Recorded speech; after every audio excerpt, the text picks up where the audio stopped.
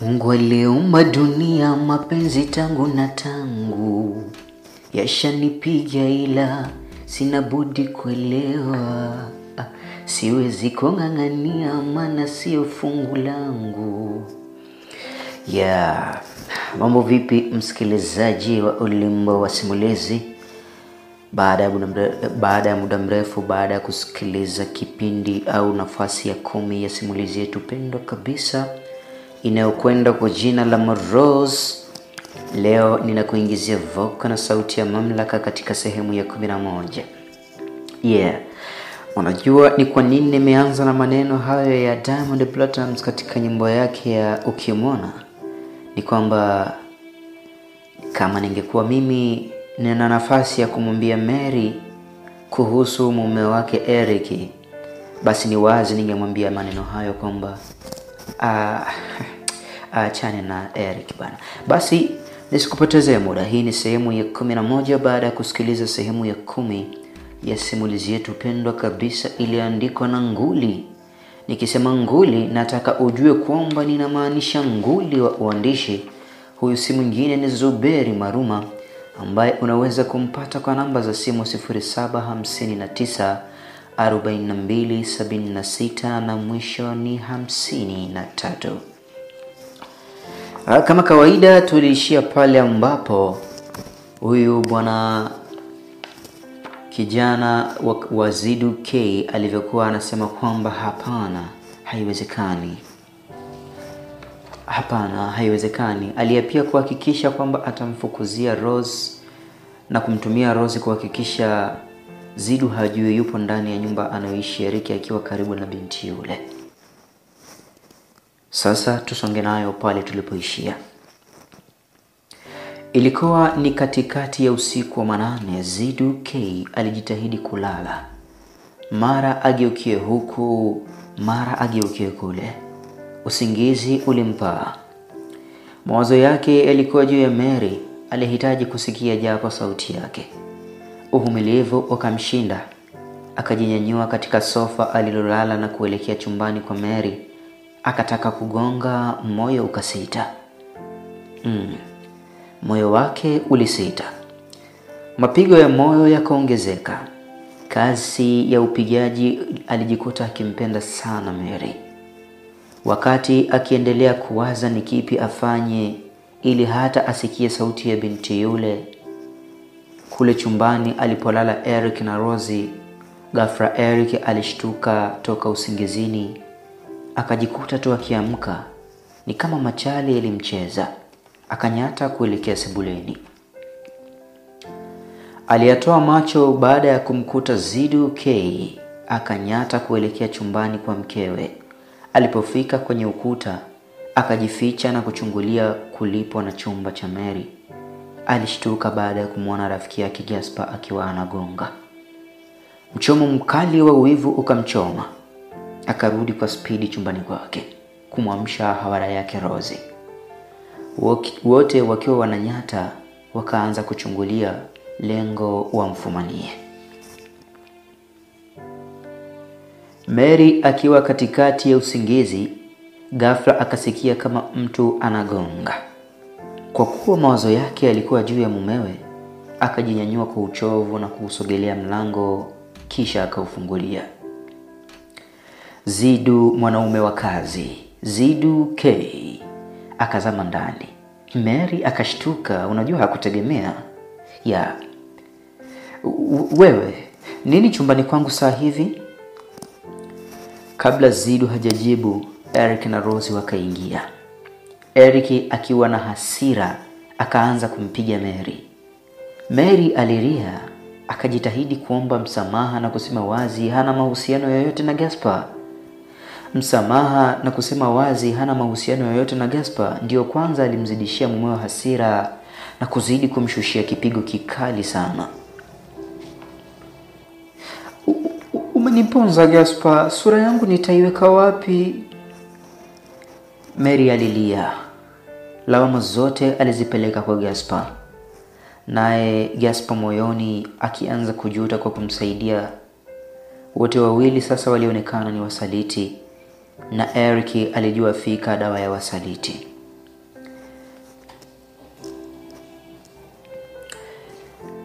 Na kwa hapo alikuwa tayari kashapata sababu. Ilikuwa ni lazima wafukuze, tena ndani ya usiku ule ule akawatolea nguo zao nje na kuwatupia.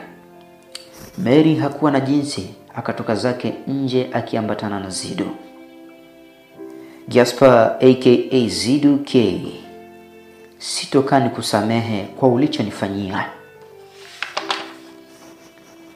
Nisamehe Mary, nilishindwa kuvumilia hisia zangu na kupenda Mary. Mary akaachia kicheko. Eti unanipenda ji? Acha unafiki, mimi nishabadilika. Mimi si Mary wa kipindi kile kijijini. Nyinyi nyote mlinitumia kama chombo cha starehe. Mpaka Eric ndiye alinioa. Aliiona thamani yangu. Najua mwanaume mmoja tu ndiye ana mapenzi ya dhati na mimi, naye ni Eric, ila nyinyi wengine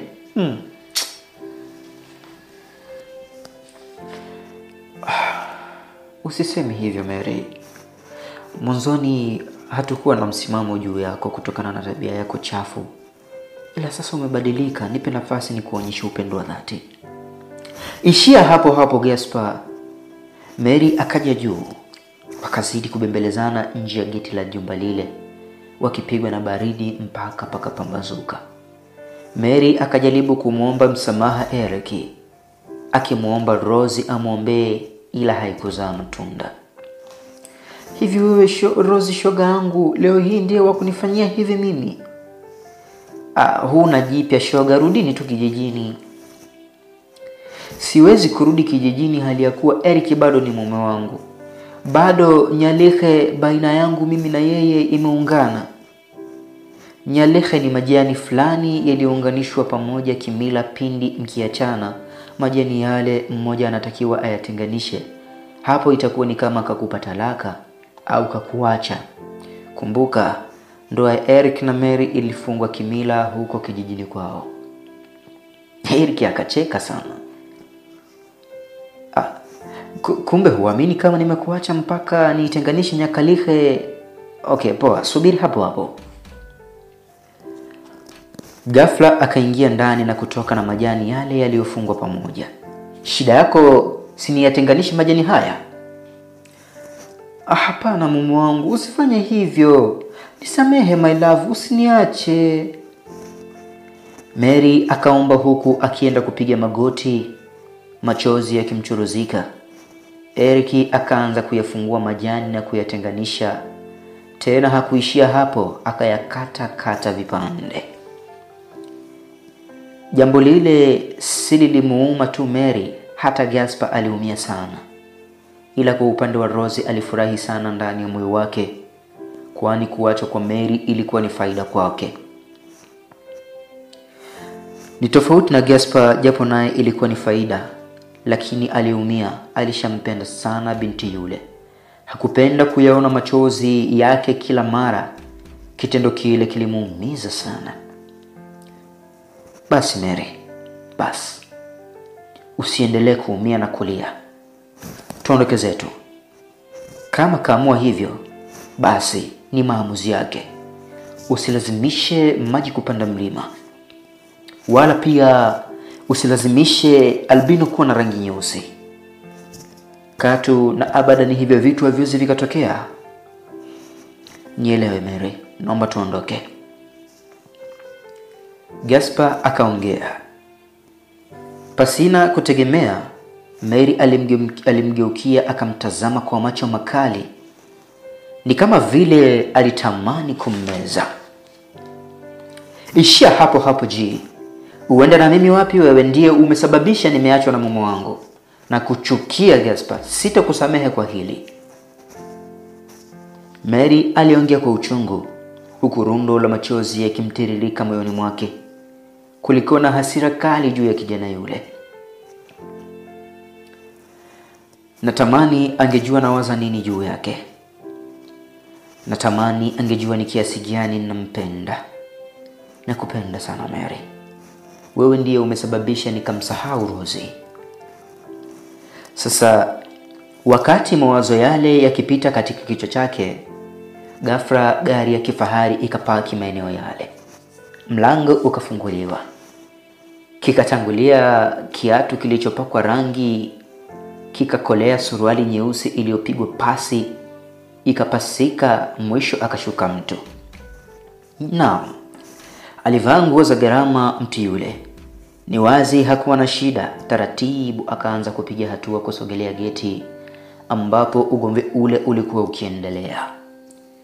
Watu wote walistaajabu ujio wa mtu yule. Kasoro mtu mmoja tu ndiye aliyemuita pale, si Eric, Mary wala Gaspar, bali alikuwa ni Rosie. Bado tamaa ya kuongezewa mshahara na kupewa nyumba ya kampuni vilimwandama. Akamshtua mtu yule ambaye ni bosi wake. Alikuwa ni Bwana Bryson. Bry? Eric alishangaa bosi wake yule kuja pale. Mary pia alishangaa mtu yule aliyemsumbua kimapenzi kwa muda mrefu alikuwa akiwasili asubuhi ile, kulikoni tena. Kwa upande wa Brighton, alishangaa kumkuta bosi wake pale, ila Zidu akamkonyeza. Ina maana Rose na jamaa aliyeniambia kufumaniwa na Mary ndio bosi wa Zidu? Bry akawaza akizidi kujongea eneo lile kabla hajawafikia kweli pesa mwanaharamu, kwani ghafla tabasamu likamvaa Mary. Akajinyenyua pale alipopiga magoti na kumkimbilia Bry, akaenda akamkumbatia. Wote watatu walibaki pale wakawa wamepigwa na butwaa. Ila butwaa la Rosie halikudumu. Alimjua fika Mary asingeweza kumwacha kibosile yule, na vile kaachika, ilikuwa ni kama alama ya ushindi kwake. Basi wana Mary na Bry wakageuka pale pale na kuingia ndani ya gari. Hao wakaondoka zao. Ni nini kinachoendelea hapa lakini? Eric akahoji, wivu mkali ukiwa umemshika. Wewe mwenyewe si umemwacha, sasa unachouliza nini? Ji akajibu muda ule ule, akageuka na kuondoka zake. Gaspar! Eric aliita kwa nguvu, ila Ji wala hakugeuka. Alipofika mbali kidogo, akashika simu yake na kutuma meseji kwenye namba iliyopo kwenye ile simu. Rekodi nipate ushahidi kwamba huyo binti sasa ni mali yako. Jioni na kuhitaji homu ni kumilikishe kampuni na nyumba kama nilivyokuahidi. Zidu akatuma meseji hiyo moyoni akiwa na uchungu sana. Alishatambua wazi kuwa Mary bado hakubadilika. Mary ni yule yule wa zamani, kivipi amkimbilie mwanaume yule?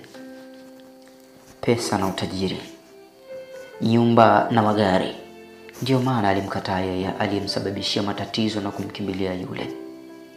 Ila ghafla akaachia tabasamu baada ya kuona jinsi Eric alivyoumia. Sasa naelekea kuhitimisha mchezo, kwani nitawafungisha ndoa na wale wapuuzi nitawafukuzisha kazi. Hapo ndipo watakapoitambua Samli kwa nini yakawa mafuta mgando. Mwisho akamalizia na kicheko kikali sana. Akashuka katika bodaboda ile aliyodandia na kulipa hela, akapiga hatua kulifuata geti la jumba lake. Mary machozi yalikuwa yakimchuruzika. Moyo bado ulikuwa na jeraha kubwa. Nisaidie shemeji yangu, mimi nampenda sana mume wangu Eric. Na sikupanga kabisa kumsaliti. Nimekukimbilia nikijua wewe ni bosi wake na anakusikiliza zaidi. Niombe msamaha shemeji. Mary aliongea kwa uchungu. Akagwaya yamkini lengo la Mary kumkimbilia si kwamba kumkubalia. La hasha, bali ilikuwa ni kumuomba msamaha. Bry akajikuta akikosa nguvu. Yeye mwenyewe binafsi alimpenda sana binti yule. Kivipi akamwombea msamaha? Mbaya zaidi, akakumbuka meseji aliyotumiwa dakika kadhaa nyuma na bosi wake. Rekodi nipate ushahidi kwamba huyu binti sasa ni mali yako. Jioni na kuhitaji homu ni kumilikishe kampuni na nyumba kama nilivyokuahidi. kwa pigo zile ni vipi angepata ushahidi hata yeye binafsi kwa kitendo cha Mary kumkimbilia. Alijua fika kashaula, ila mambo yalivyokuwa yanaenda ni tofauti na mategemeo yake. Nisaidie shemeji yangu Eric, anakusikiliza sana wewe. Mary, naomba uamini Eric hakupendi na siku zote alikuwa akitafuta njia ya kukuacha.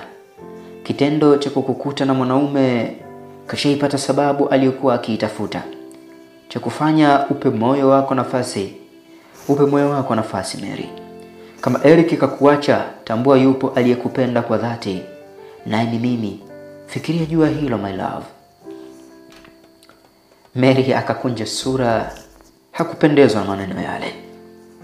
Brai, siwezi kuwa na wewe. Kwanza sijakupenda, moyo wangu bado una ukakasi wa kovu. Nazidi kuweka jeraha. Hapana, siwezi kufanya hivyo. Brai akanyong'onyea. Hii ni nafasi yako Mary. Wengi wanaitafuta, utaishije mjini sasa? Haijalishi nitaishije mjini, lakini tambua kitu kimoja. Mimi sikuzaliwa mjini. Kama hutaki kwenda kuniombea msamaha, simamisha gari nishuke. Mary akaongea kwa ukali. Ghafla Brai akapata wazo.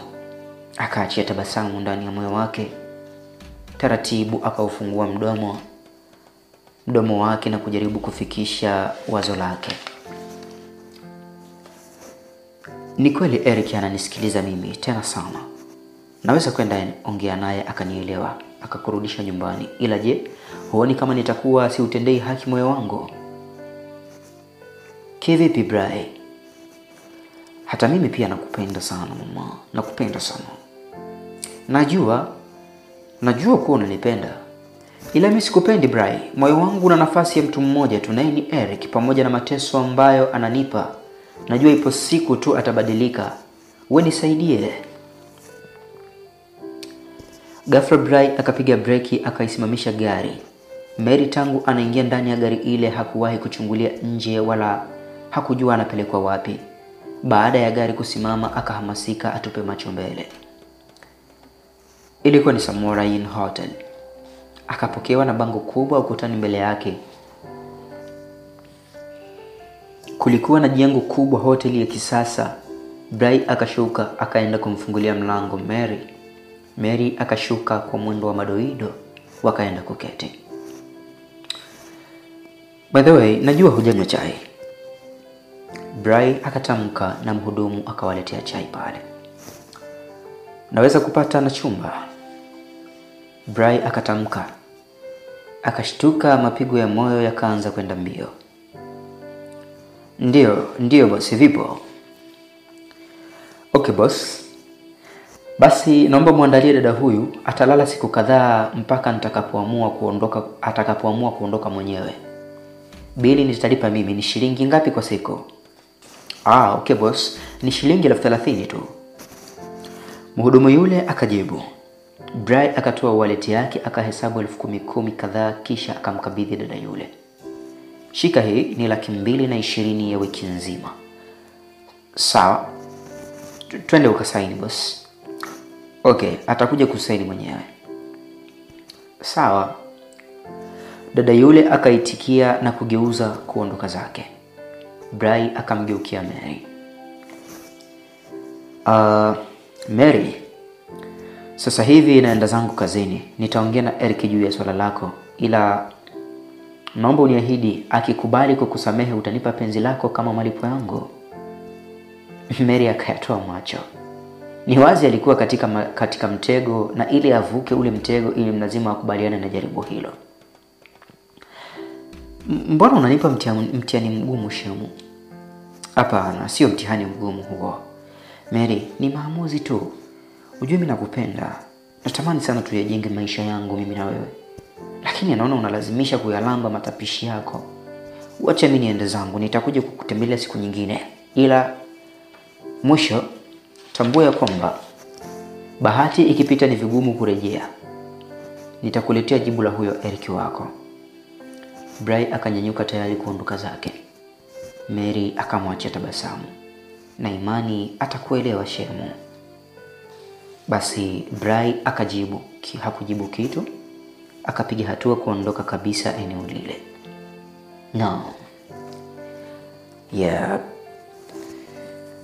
Nafikiri tuishie hapa sehemu ya 11, tutakutana sehemu ya 12.